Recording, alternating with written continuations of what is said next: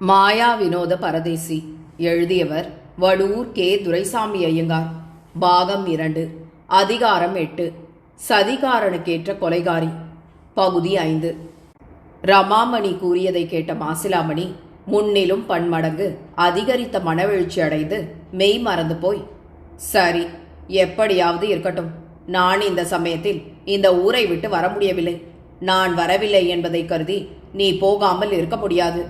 பட்டணத்தில் நீ இன்பம் அனுபவிப்பதானாலும் துன்பம் அனுபவிப்பதானாலும் எப்படியும் நீ அவசியம் போய் இந்த காரியத்தை முடித்தே தீர வேண்டும் என்றான். அதை கேட்ட ரமாமணி, அந்த காரியம் வெள்ளிக்கிழமை இரவோடு முடிந்து போகக்கூடியதுதானே. ஒரு நாளைக்கு நீங்களும் என்னோடு வந்தால் என்ன?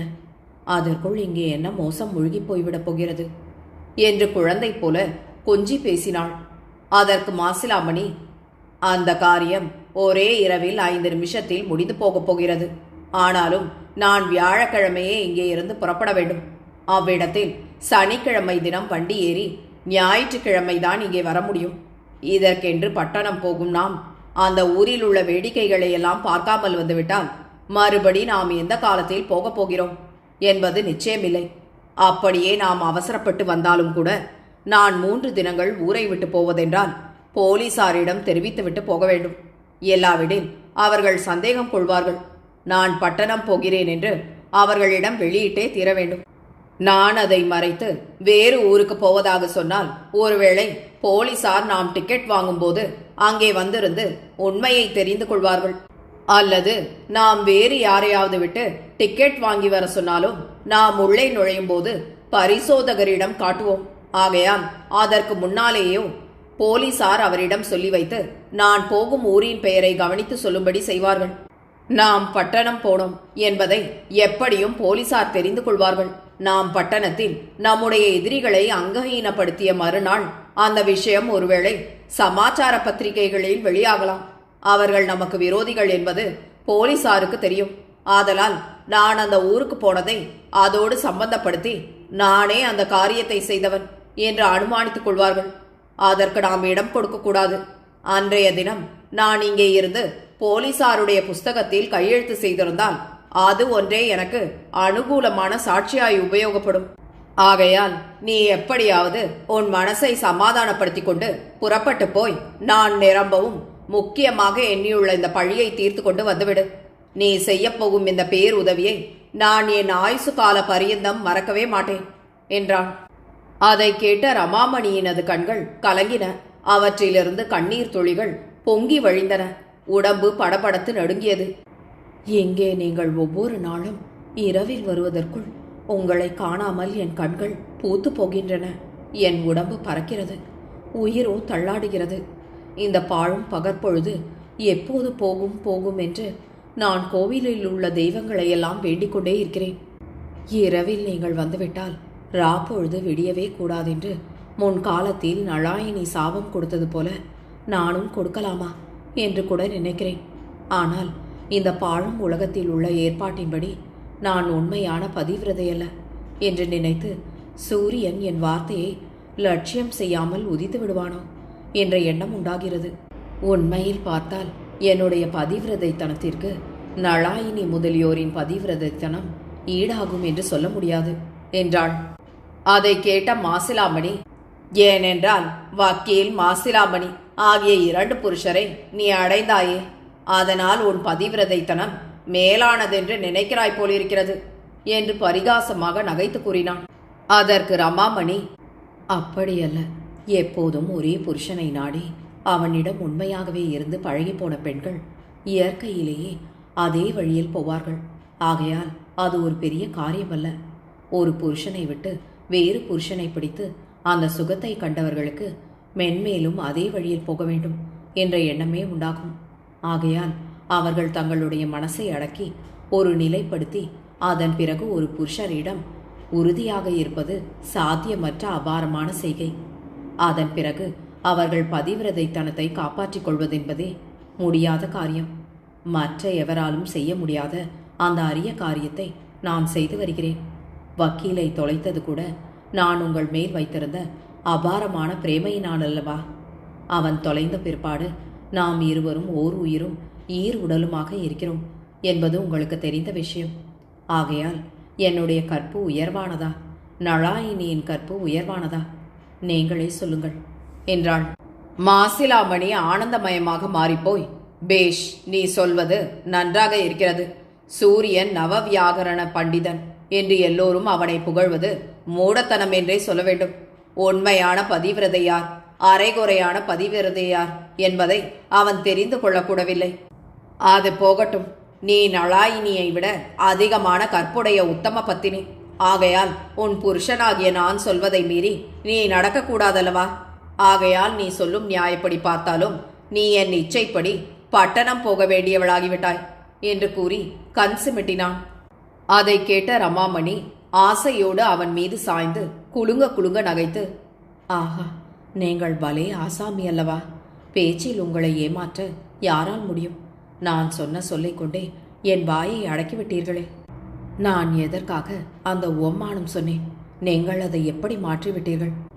இரவில் நீங்கள் இங்கே வந்தால் உங்களை விட்டு பிரிய முடியாமல் போகிறதென்றும் பொழுது ஏன் விடுகிறதென்றும் நான் சங்கடப்படுவதால் 3 தினம் வரையில் உங்களை விட்டு நான் எப்படி பிரிந்திருப்பேன் என்று சொன்னால் நீங்கள் என் கையை கொண்டே என் கண்ணை குத்துகிறீர்களே என்று கட்டிலடங்கா குதூகலத்தோடு கூறினான்.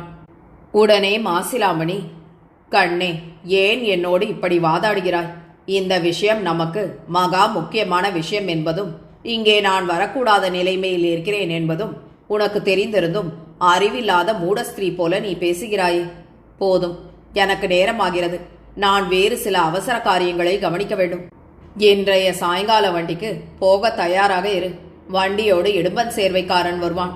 அவனோடு தனியாக போக உனக்கு லஜ்ஜையாக இருந்தால் உன்னோடு கூட உன் தகப்பனார் முதலிய யாரையாவது துணைக்கு அழைத்து கொண்டு போ என்றான். அதை கேட்ட ரமாமணி அவனை விட்டு பிரிந்து போவதை பற்றி பெரிதும் ஏக்கமும் விசனமும் கொண்டவள் போல உடனே குன்றி போனாள். அவளது குதூகலம் எல்லாம் பெட்டி பாம்பாக ஒடுங்கி போய்விட்டது. அவள் நிரம்பவும் ஹீன குரலாய் பேசத் தொடங்கினாள். சரி, உங்களிடம் நான் எதிர்த்து வார்த்தையாடினால் உங்களுக்கு இந்த ஏழையின் மேல் கோபம் வந்துவிடும். உங்களுடைய பிரியப்படியே நடந்து கொள்கிறேன். ஆனால் நான் பட்டணத்தில் அதிக நாள் இருந்து எந்த வேடிக்கையையும் பார்க்க மாட்டேன். காரியம் முடிந்த மறுதினமே நான் திரும்பி வந்து விடுவேன். நீங்கள் இன்னொரு தடவை என்னோடு பட்டணம் வந்து எனக்கு எல்லா வேடிக்கைகளையும் காட்ட வேண்டும் என்றாள். அதற்கு மாசிலாமணி, ஓ, தடையில்லை, அப்படியே செய்யலாம் என்றான்.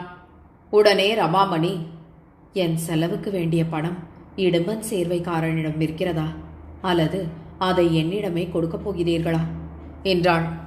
அதற்கு மாசிலாமணி, அவனுக்கும் அவனுடைய ஆட்களுக்கும் தேவையான பணம் மாத்திரம் அவனிடம் இருக்கிறது. உனக்கு வேண்டியதை நீயே வாங்கி வைத்துக்கொள் என்றான். அதை கேட்ட ரமாமணி, சரி, அப்படியானால் கொடுங்கள். குறைந்தது 1000 ரூபாயாவது என் கையில் இருக்க வேண்டும் என்றாள். அதை கேட்ட மாசிலாமணி, இவ்வளவுதானா? நான் உனக்கு 2000 ரூபாய் கொண்டு வந்திருக்கிறேன். நீ பட்டணத்தை சுற்றி பார்த்தால் அங்கே காணப்படும் அருமையான வஸ்துக்கள் எதையாவது நீ வாங்க ஆசைப்படுவாய் என்று நினைத்து அவ்வளவு அதிகமான தொகையை எடுத்துக்கொண்டு வந்தேன் என்றான். அதற்கு ரமாமணி, சரி, நீங்கள் கொண்டு வந்ததையெல்லாம் கொடுத்து வையுங்கள். அது கையோடு காவலாக இருக்கட்டும். எந்த சமயம் எப்படி இருக்குமோ, மிச்சம் இருந்தால் கொண்டு வந்து கொடுத்து விடுகிறேன் என்றாள். அதை கேட்ட மாசிலாமணி, மிச்சத்தை நீ திருப்பி கொடுக்க வேண்டுமா? அசடே, போ. என்னுடைய சகலமான ஆஸ்தியையும் நீ கேட்பதானாலும் நான் உனக்கே கொடுத்து விடுவேனே. அப்படி இருக்க இந்த அற்ப தொகையில் மிச்சப்படுத்துவதை நீ எனக்கு கொடுக்க வேண்டுமா என்றான். உடனே ரமாமணி, அப்படியா? எனக்கு என்று நீங்கள் கொடுப்பதை மாத்திரம் நான் எடுத்துக்கொள்ள வேண்டும். இது எனக்கு கொடுக்கப்படுவதல்ல. ஆகையால் அப்படி சொன்னேன். கணக்கென்றால் கணக்காக இருக்க வேண்டாமா என்றாள். அதற்கு மாசிலாமணி, சரி, போதும் உன் கணக்கு. இதோ இருக்கிறது 2000 ரூபாய் நோட்டுகள். எனக்கு நேரமாகிறது, நான் போகிறேன். நீ புறப்படுவதற்குள் நான் உன்னை மறுபடி பார்க்க சௌகரியப்பட்டால் வருகிறேன். இல்லாவிட்டால் நீ புறப்பட்டு போகலாம். நான் சொன்னபடி காரியங்களை ஜாக்கிரதையாக முடித்துவிட்டு ஜெயத்தோடு நீ திரும்பி வர வேண்டும். இல்லாவிட்டால் பார்த்துக்கொள் என்று வேடிக்கையாக பயமுறுத்தி கூறினான். அதற்கு ரமாமணி, நான் போன காரியத்தில் இதுவரையில் அபஜயம் ஏற்பட்டதுண்டா? ஒரு நாளும் இல்லை. அப்படி இருக்க நீங்கள் ஏன் என்னை இப்படி பயமுறுத்த வேண்டும்? காரியம் அபஜயமடைந்தால் என்னை நீங்கள் எப்படிப்பட்ட கொடிய சிக்ஷைக்கும் ஆளாக்கலாம் என்று கொஞ்சலாக மொழிந்தாள். மாசிலாமணி வேடிக்கையாக புன்னகை செய்து, நீ அபஜயத்தோடு வந்தால் அவர்களுக்கு செய்ய வேண்டிய மரியாதையை உனக்கே செய்து விடுவேன், ஜாக்கிரதை என்று கூறிவிட்டு அவ்விடத்தை விட்டு வெளியில் நடக்க எத்தனித்தான். ரமாமணி ஆசையோடு பாய்ந்து அவனை பிடித்து இறுக தழுவி கண்ணீர் சொரிந்து, இந்த ஆனந்தம் மறுபடி எப்போது கிடைக்குமோ தெரியவில்லையே, நான் உங்களை விடமாட்டேன் என்று கூறி அழுது பாசாங்கு செய்தபடி அவனை வெளியில் நடத்தி கொண்டே வந்தாள். இருவரும் கூடத்தை கடந்து படிக்கட்டின் வழியாக கீழே இறங்கினார்கள். அவ்விடத்தில் ரமாமணியின் தந்தை நின்றதை கருதி இருவரும் வெவ்வேறாக பிரிந்தனர். அடுத்த நிமிஷம் மாசிலாமணி வெளியில் செல்ல நடை கதவு மூடி உள்பக்கம் தாழிட பெற்றது. உடனே ரமாமணி தன் தகப்பனுக்கு ஏதோ சைகை காட்டிவிட்டு தடதடவென்று மெத்தைக்கு ஓடி பள்ளி அறைக்குள் புகுந்தாள். உடனே நிலை கண்ணாடி ஒன்று சடக்கென்று திறந்து கொண்டது. அடுத்த நிமிஷம் தவில்கார பக்கிரியா பிள்ளை ஓடி வந்து ரமாமணியை அணைத்து கொண்டான். அவள் திடுக்கிட்டு திரும்பி பார்த்து, ஆ, என்ன ஆச்சரியம், நீ வீட்டிற்கு போயிருப்பாய் என்றல்லவா நினைத்து துக்கப்பட்டு கொண்டிருந்தேன். நல்ல வேளை போகாமல் இருந்தாயே கண்ணு, உனக்கு நான் ஒரு சந்தோஷ சங்கதி வைத்திருக்கிறேன் என்று கூறிய வண்ணம் பக்கிரியா பிள்ளையை கட்டி தூக்கி மெத்தையின் மேல் உட்கார வைத்து அவனது மடியின் மீது தலையை வைத்து அப்பாடா என்று சாய்ந்து கொண்டாள். உடனே பக்கிரியா பிள்ளை, கண்ணு, ஒரு நாளும் இல்லாமல் இந்த நொண்டி பயல் இன்றைய தினம் வந்து நம்முடைய சந்தோஷத்தை குலைப்பான் என்று நான் எதிர்பார்க்கவே இல்லை. நான் இங்கே வந்து கால் நாழிகை கூட இருக்காது, திடீரென்று இவன் வந்து சேர்ந்தானே, இவனை கொன்று போட்டு விடலாமா என்ற ஆத்திரம் என் மனசில் பொங்கி போய்விட்டது. நீ பயப்பட்டதை கருதி நான் அப்பால் போய் மறைந்து கொண்டேன். இவ்வளவு சீக்கிரம் உன்னை விட்டு போக மனம் வரவே இல்லை. அதுவுமன்றி இந்த நொண்டி உன்னிடம் என்ன சொல்கிறான் என்பதை கேட்க வேண்டும் என்ற ஒரு ஆசையும் உண்டாயிற்று. அதனால் நின்று கொண்டிருந்தேன். நீங்கள் பேசினதையெல்லாம் நான் கேட்டுக்கொண்டுதான் இருந்தேன். நீ சொல்ல போகும் சங்கதி எனக்கே தெரியும். நீ பட்டணத்திற்கு போகிற சங்கதிதானே என்றான். ரமாமணி தனது கையால் வாஞ்சையோடு அவனது உருண்டை கன்னத்தை தடவி கொடுத்த வண்ணம் குழந்தை போல கொஞ்ச தொடங்கி, நான் பட்டணம் போவதாயிருந்தால் அதை நான் சந்தோஷ சங்கதி என்று சொல்வேனா? நீயும் என்னோடு கூட வர வேண்டும். நான் 1000 ரூபாய் கேட்டதற்கு நொண்டி 2000 கொடுத்திருக்கிறான். நாம் இருவரும் பட்டணத்தில் 10-15 நாள் சந்தோஷமாக இருந்து வேடிக்கை பார்த்துவிட்டு வருவோம் என்று கூறினாள். அதற்கு பக்கிரியா பிள்ளை, மறுநாளே வந்து விடுவேன் என்று நீ நொண்டியிடம் சொன்னாயே என்றான். உடனே ரமாமணி, நான் நொண்டியிடம் சொல்வதெல்லாம் வேத வாக்கியமா என்ன? அவன் கோரிய காரியத்தை முடித்த பிறகு தூர பிரயாணத்தினால் எனக்கு அலுப்பாயிருப்பதால் நான் 2 நாள் இருந்து வருவதாக சொல்லி இடும்பன் சேர்வைக்காரனை அனுப்பிவிடுகிறேன். பிறகு நம்முடைய இஷ்டம் போல வருவோம். நொண்டி கேட்டால் எனக்கு ஜுரம் வந்துவிட்டதென்றும் பிழைத்து வந்தது புனர்ஜென்மம் என்று சொல்லிவிடுகிறேன். அதை அவன் உண்மை என்றே நம்பிவிடுவான் என்றாள். அதை கேட்ட பக்கிரியா பிள்ளை, அது சரிதான், இடும்பன் சேர்வைக்காரன் உன்னோடு வரும்போது நானும் எப்படி கூட வருகிறது என்றான். அதற்கு ரமாமணி, நீ இங்கே வர வேண்டாம். சாயங்காலம் ரயில் அடிக்கே நேராக வந்துவிடு. நான் என்னோடு அப்பாவை அழைத்து கொண்டு இடும்பன் சேர்வைக்காரன் 3வது வகுப்பு டிக்கெட் வாங்கி கொண்டு வேறு வண்டியில் ஏறும்படி செய்கிறேன். அப்பாவை விட்டு நமக்கு 1 வகுப்பு டிக்கெட்கள் வாங்க சொல்லி 1 ரகசியமாக உன்னிடம் கொடுத்து விடுகிறேன். நீ எங்களுக்கு சம்பந்தம் இல்லாமல் வேறு எங்கேயோ போகிறவன் போல நாங்கள் ஏறும் 1 வண்டி வகுப்பில் வந்து ஏறிவிடு. பட்டணத்தில் நாம் இருக்கும் இடத்தை பற்றி பிற்பாடு யோசித்துக் கொள்வோம் என்றாள். அதை கேட்ட பக்கிரியா பிள்ளை, சரி, அப்படியே செய்து விடுவோம். அப்பாவும் நம்மோடு பட்டணம் வரும் பட்சத்தில் இடும்பன் சேர்வைக்காரனை நீ சுலபத்தில் ஏமாற்றி விடலாம்.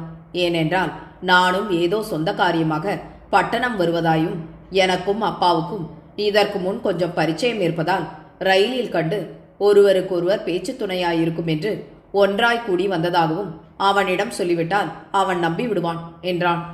அதை கேட்ட ரமாமணி, கண்ணு, அந்த கவலையெல்லாம் உனக்கு எதற்காக? இவர்களையெல்லாம் ஏமாற்றுகிறதற்கு நான் இருக்கிறேன். நீ கொஞ்சமும் கவலைப்பட வேண்டாம். நான் நொண்டியோடு பேசியதெல்லாம் நீ கேட்டுக்கொண்டிருந்தாயல்லவா? அவன் நம்பும்படி நான் நளாயினி முதலியவர்களையெல்லாம் இழுத்து போட்டு நாடகம் ஆடியது எப்படி இருந்தது? நீ பார்க்கவில்லையா என்றாள். பக்கிரியா பிள்ளை ஆனந்தமாக நகைத்து, ஆமாம், எல்லாவற்றையும் நான் நன்றாக கேட்டுக்கொண்டுதான் இருந்தேன். ஆனால் நாம் இன்னும் எவ்வளவு காலத்திற்கு இப்படி ஒளிந்து பிழைக்கிறதென்ற விசனம்தான் என் மனசை புண்படுத்தி கொண்டே இருக்கிறது. இந்த நொண்டி உன்னை அணைத்து கொண்டதை உணர்ந்தபோது என் மனம் எவ்வளவு தூரம் கொதித்தது தெரியுமா என்றான். அதற்கு ரமாமணி, கண்ணு, இன்னும் கொஞ்சம் பொறுத்துக்கொள். அந்த எண்ணம் என் மனசில் இல்லை என்றா நினைக்கிறாய்? நானும் ஓயாமல் அதே கவலையாகத்தான் இருக்கிறேன். இந்த நொண்டியின் சொல்படி நடந்து இவனுடைய சொத்தில் 1,00,000 ரூபாயாவது ரொக்கமாக கறந்து கொண்டு வக்கீலை ஒழித்தா மாதிரி இவனுக்கும் ஒரு நாள் விஷம் போட்டு ஒழித்து விட வேண்டும். அதன் பிறகு நாமே ராஜா. நாம் இருவரும் எவருடைய இடைஞ்சலும் இல்லாமல் ஏகபோகமாய் இருக்கலாம். கொஞ்ச காலம் பொறுத்து கொண்டு அநேகமாய் அந்த காலம் நெருக்கத்தில் வந்துவிட்டதென்றே நினைக்கிறேன் என்று கூறி முடித்தாள். அதன் பிறகு அவர்கள் இருவரும் வெகு நேரம் வரையில் உல்லாசமாக இருந்த பின் ரயிலடியில் சந்திப்பதென்ற முடிவோடு பிரிந்து போயினர். அன்றைய பகற்பொழுது கழிந்தது.